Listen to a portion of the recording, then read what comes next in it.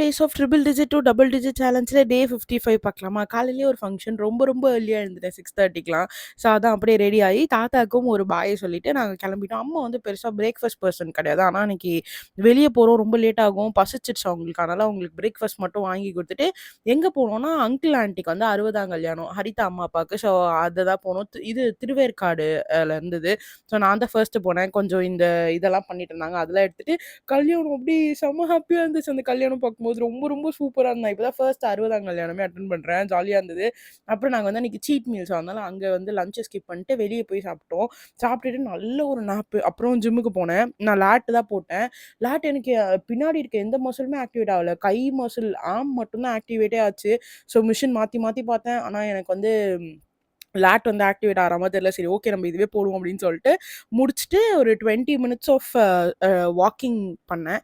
அவ்வளோதான். இப்படி தான் என்னோட டே போச்சு. நாளைக்கு பார்க்கலாம். பாய் பாய் மக்கள்ஸ்.